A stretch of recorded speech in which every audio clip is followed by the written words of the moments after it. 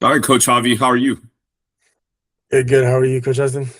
Good. Thanks for joining us for your post observation. I probably should greet you with howdy, as we just had our Western Day performance as well too. So, just from that, how do you think the performance went? So this is kind of unique in the sense of I was able to observe you in the class, and I actually got to see the final fruits of your labor with the performance. So, how do you think that went? Is regard with the parents coming out and all those different things? What'd you think about it? I thought it went really well. Um, the kids kind of kept up to the beat, pretty well. There's no snafus with like the technology bit of it either. So like the speaker worked. The parents were great. You can tell they're very supportive of every student there, clapping after every song, encouraging. Um, and yeah, I think the kids kind of fed off each other. And if they one of them maybe got a little bit behind, they looked at each other and they kind of caught up. It helped that we had two other coaches there, helping out, dancing with them, so they could have a point of reference. And I think it went pretty well. I was su- surprised how well it went, but it was good. I liked how Western Day went this year. Yeah, just talking with parents and admin and other staff members as well too. How seamless you guys were able to pull it off as far as having that many people come in and out. It definitely took a lot of coordination, but you and Coach TK did a great job of putting that together and just making sure that our community had a good event to come to. So we really appreciate you guys putting that together. So we saw the end result of that. Like I said, it was a great. I got out there and started dancing. Teachers as well too. You could even see on the playground when the door was propped open that some of the kids that might have had a performance or were about to have one, they were dancing along as well too. And that just really, it's hard to get, especially older fifth graders, to get dancing and stuff like that. The fact that you guys were able to do that, that's really impressive. And so I would like to go back maybe a week before that actual performance with our observation and just kind of walk me through how you were able to kind of not only put on a great performance, but to get the kids engaged during all that time. So we'll walk through the time I came to observe you on the Mhm. 24th of February, and we can just kind of piece things together and we can do some celebrations of things that are going great and any questions or anything you may have as far as concerns, you can also bring that up as well too. All right. So like I said, the kids seem to enjoy it. It seemed like a great performance. It seemed like they were well organized. It seemed like the parents were definitely impressed as well too. So kudos to that. So as of right now, tell me about where you're at in this particular point of the lesson. The lesson I saw you. So this will put you about a week before the actual performance. So how long had you been in preparation? How long does the typical unit last? Just some things like that. If you can help me. Yeah, so for 1 week out from the actual Go Texan Day or Western Day, they've learned all the dance steps by then, and we're just kind of reviewing and going over exactly what their performance will look like. So when the kids arrived, we had them find a partner outside on the hard tops because that's what they're going to do on the day of. They practice how to walk around the gym and how we're going to enter and exit. So kind of went through what the procedure will look like on the actual day.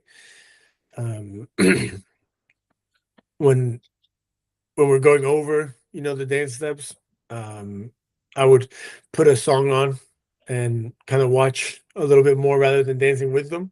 I wanted to like turn my back instead of having my back to them. I would turn and see them now, so that I can see exactly who needs help. Because we're only a week away.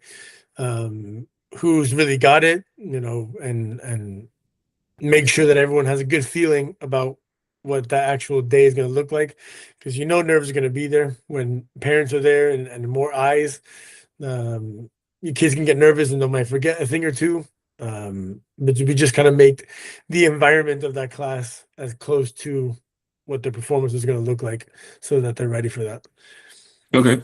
I also understand that dancing obviously is a teak that you have to work with, but it's also part of your physical literacy. So how you guys have your teaks layered or how you go over your scope and sequence, was there a build up to dancing? Like for instance, did you start off with locomotor moves or dribbling and then that led to dancing? Is it kind of like a sequence that you're going by, or is it one of those things where you got to pick the order that you kind of did things? Yeah, no. So we have a a set order of the teaks. And before, way before, so in the fall semester, we went through locomotor moves, like you said, um, skipping, galloping, is probably two that I would point out would help a lot. Shuffling is another one because you do the Cupid shuffle, things, moves like that, that kind of break down the steps of the dance, right? Obviously, that was done before we add music and stuff like that. So those kind of basic building blocks were put in before, and then when we get to the dancing unit, now it's kind of like piecing those together to a song, and so that kind of raises the level of difficulty as we get to like harder teaks as we move along the year. Okay, so I didn't get an opportunity to see this myself, but like I said, with dancing, sometimes you do have some apprehension from older kids as far as wanting to do it. So, did you ever encounter an issue with someone that didn't want to dance, or maybe they weren't participating to their full ability? If so, how did you handle it? Or is it just one of those things where the kids are just that excited to participate and you really don't, you have minimal issue with that? I mean, there's always going to be one or two, that kind of, they might be too cool for, that particular unit. But just, redirecting them and helping them understand like we're all doing this together. We're a team. I'm going to be dancing with them. That kind of help some of them understand, okay, well, I'm not going to be alone. Like we're all doing this together. It's going to be a class thing. The whole grade's doing it. The whole school is doing their own different performance at some point throughout the day.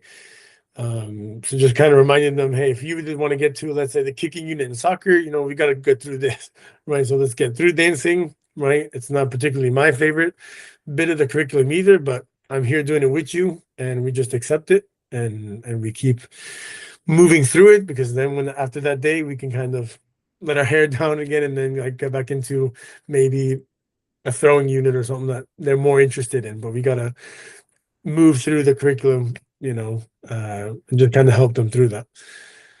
Okay, so yeah, to take you back to the 24th on that day, about a week before performances. So I remember arriving a little bit early and I saw the class's arrival. Obviously, they transitioned back and forth on the hardtop. I noticed a group of students, they pretty much took off running. I didn't see a teacher in sight, but they just took off running. Before I could open my mouth, it was good to see your paraprofessional you work with, Coach TK, stop the kids in their tracks. And then you kind of came out as well, too. You remind them what the procedure was. You had them go back and do that again. Is that usually a problem you have as far as like with kids transitioning back and forth, or is it just one of those things? It was just like an outlier type of situation on that day. It doesn't happen very often, but a few times whoever the teacher is or whatever grade level is coming down, they might be held back for something, whether it's cleaning up the room before coming down, or finishing up their homework check, right, in their folder before coming down. And just the thing about our sidewalk and hardtop is that there's a little space, right, that can trip somebody, and that could cause serious harm. And so when they come running down, they know that they're late anyway, so it doesn't matter. But the last thing we need is someone running and then tripping, and then we've got a major accident. So, like Coach TK told them, go back. Let's do this again. You're already late. It's okay, but just let's make sure we walk to class. We sit in our three straight lines on the hardtop, because every day we do the same rules and procedures to start class. It's the same routine that the kids know. I'm sure Nurse Nancy appreciates you rerouting the kids and staying on top of the protocol. So we really appreciate that. So just briefly, obviously with a dancing unit, the kids aren't using pens, papers, and all those things. But as far as preparation for the lesson that you gave them on that day on the 24th, is it something that you sat down with Coach TK and you came up with a plan? Is this something that district-wide, although you're on the scope and sequence, did the district roll out the same plan with everyone, or do you have some freedom in how you deliver the dance lessons and all that stuff? And what are some of the tools? Like I saw Active Board was up with some dance steps. Like, is that something from the district? Is that something that you guys came up on your own? Tell me a little bit about how you prepare for the lesson on the 24th. So we do get a little bit of freedom. Obviously, we'll choose the songs that are appropriate for the day and appropriate for the grade level. And then we choose, there might be 2 or 3 different ways to dance. a certain song, so we choose one that's appropriate for that grade level.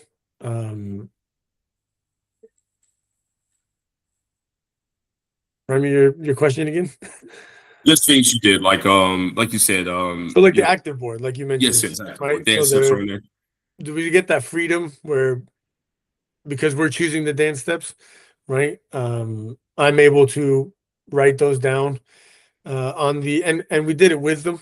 It was with the students, so the students maybe done this dance test before last year, and so we put it on the active board and we wrote, through the steps, involved them in the process of putting it up there, and then we went through step by step, what each one will look like, and then we tie it all together.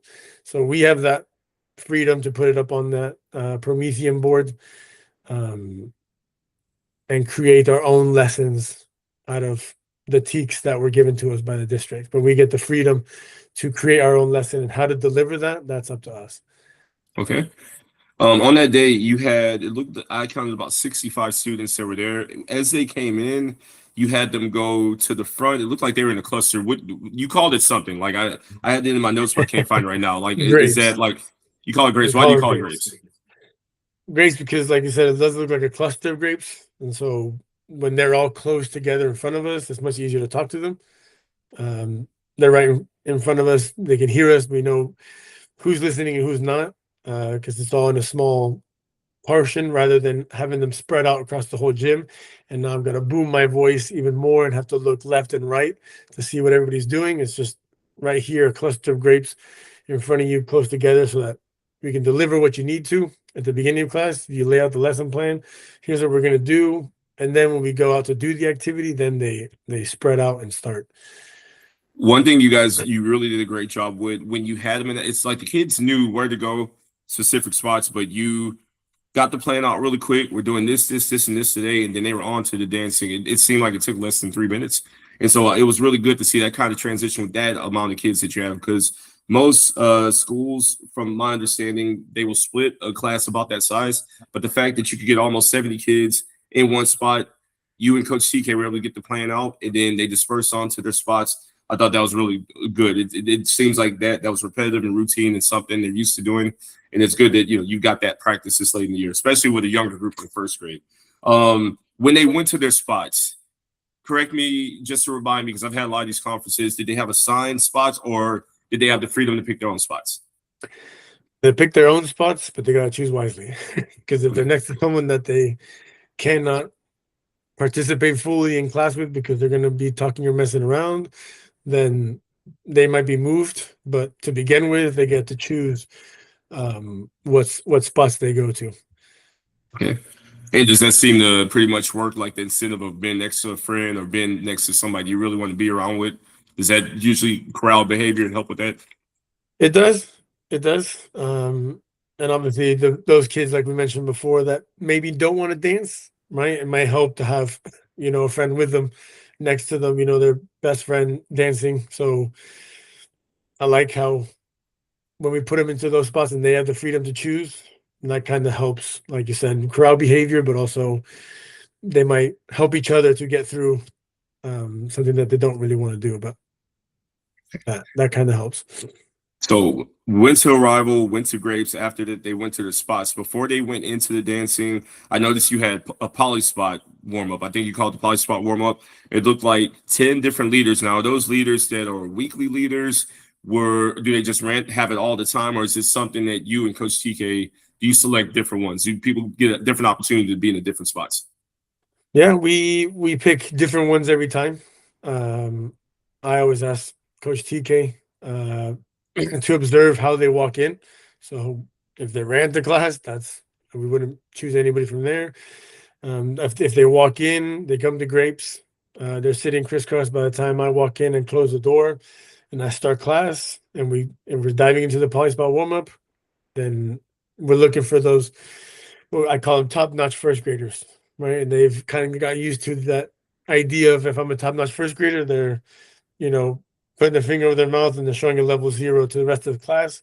And so then we know, okay, I'm looking for a top-notch first grader that walked in the right way. We're looking for 10 captains, and obviously everybody wants to be a captain, so then everybody stops, what they're doing and wants to be the captain of the poly spot woman. But we do pick different ones every time. I enjoyed your cues as well too. So it seemed like music was going. The kids knew what rotation order to go in. It also seemed like the junior coaches or captains did a great job of leading them. But I also noticed like there wasn't much interaction between the coaches and the kids. It seems like if they needed something, I saw looked like a restroom symbol. It looked like a water symbol, like sign language as well too. And it was an easy communication. And you also have a lot of signage around that says, hey, 2 people go here, or the different things like that. So it really seemed like a well-oiled machine. Like basically it seemed like all the needs were met within that 8 minutes or so of restroom, water, and they were ready to get on to the main activity after that. I thought that was really impressive. And so we transitioned on to the next thing, into the dancing. Looks like the kids were already on their spots, with the exception of the kids that were leading the class. They filled into the open spots after that. You proceeded to go right into the songs and start dancing and moving around. So I was not able to see it on that particular day, but we do have our special needs population in our school. And I know they do go to gym maybe 3 to 4 times a week. And I know we have some in 3rd grade and some in older grades as well too. Do they have the same expectations as far as participating in the dance? Do you modify it to a degree? Is there extra? I know we sent a paraprofessional along, but is she able to assist with them? Does Coach TK take part in that? Walk me through what a typical lesson looks like, assimilating and integrating our special needs kids in. Yeah. So when they come, they might even arrive a little later than when class starts. But we might be doing a warm up, and so they'll hop in to a spot. Coach TK might go stand between 1 or 2 of them, kind of help guide them through that. If we're dancing, we might place a good student that we know does the right things, help guide them through the lesson, as I'm observing everybody else, but also keep an eye on, this one student that I know might struggle a little bit here. But in terms of modifying the dance steps, we do want to keep them involved as much as possible to the rest of the class. So we do kind of do the same steps with them. We just might help give them a little bit more time, right, to get there. And eventually they do, with Coach TK's help. With, I might step out from in front of the class and go stand next to the student that might be struggling, help you go over the steps because maybe the Promethean isn't on. And so we go and I'll whisper, hear the steps again one more time, and I'm dancing with them, and they will get it. And it showed on the actual day. Also noticed, so after the dancing portion, which was about 15 minutes or so, you had enough time left over. You went right into bonus time. Tell me how the bonus selection goes about. Do you usually set the bonus up? Is it usually student choice? And is it something they earn, or is it something that's already built into the time that you have? I'll say both. Is something they earn, and it kind of gives them something to work towards too. So they know that if we were rehearsing 1 week out from the Go Texan Day, we know that we're going through our 4 songs. Once we go through those 4 songs, that should take up 15 to 20 minutes of rehearsal. And then after that, the time that we have left over, that they're working towards these choices. Sometimes we might say, here are your 4 choices, go pick one of these. Or we may go, if it was raining outside or something like that, we might say, okay, here are your 2 or 3 choices. I'm looking for someone sitting in grapes, crisscross level 0, that can make the choice for the group of what we're going to do that day. So kind of gets them involved. And again, it gives them something to work towards and do well in the rehearsals so they can get to the fun activity at the end. Okay, and then at the very end of class, it looked like you had about 2 to 3 minutes left before the teachers came up, and you did a really neat cool down activity where you had them all close their eyes, had their head down, and you had them count to 30 seconds. Can you fill me in a little bit more on the significance of counting to 30? And is that something like a neuro thing that you're going through? Like, where'd you get that from? I thought it was a pretty neat to see where everyone was. Yeah, so my background before I became a teacher is a soccer coach. And when we're working a lot on decision making and stuff like that, we like to see can how can our athletes control their thoughts. And so after the lesson, I decided as a cool down activity, like you said, they would sit on their own shape away from each other, so not touching anybody, close their eyes, so that's their own individual self taking, let's say, the test of counting to 30 seconds. And you'll get some kids will count to 30 seconds like that because their brain is still going so fast. They're thinking so much quickly than everybody else. And so they go 1, 2, 3, 4, 5, 6, and they get to 30 and they stand up in 10 seconds. While other kids are able to perhaps control their thoughts a little bit more, slow their brain down. Okay, I'm going to count to 30 seconds. And so those are the ones that either will get to 30 seconds on points, or you'll get the people that almost look like they fell asleep. Like they can really turn their brain off a little bit, slow time down, and then they're counting to 30 seconds, and it might be a minute 45 before they get up. So it's just an interesting test to see, how the kids can process things and how they can control their own brain and thoughts inside.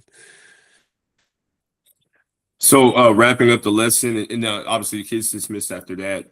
What is evidence to you and Coach TK that this particular lesson either went well or maybe you need some help? What did the kids display or what did the lesson display that told you, hey, this is working, or we've hit the point where this is where we're supposed to be? What stands out to you?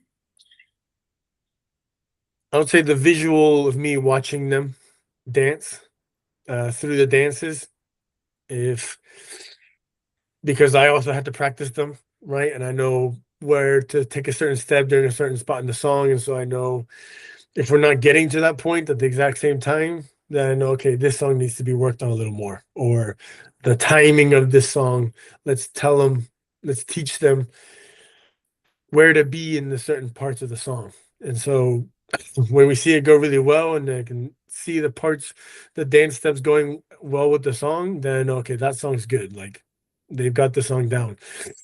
If one thing or two things is a little off, then we might, hey, pause.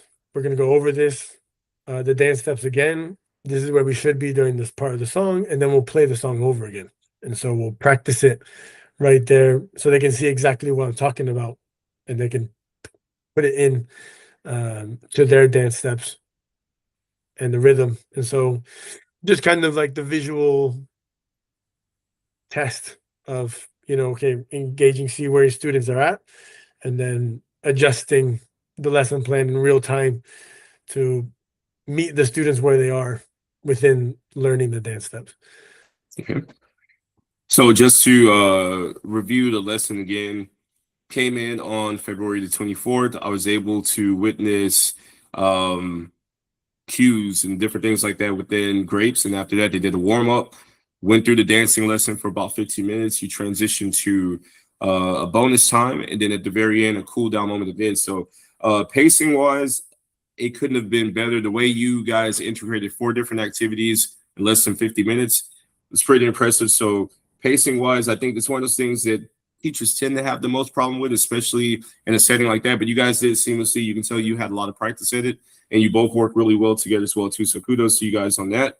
And as you saw the culmination of like all the work that you guys put into it, how happy the staff and all the teachers were for the performance as well too. So good job to you guys with that.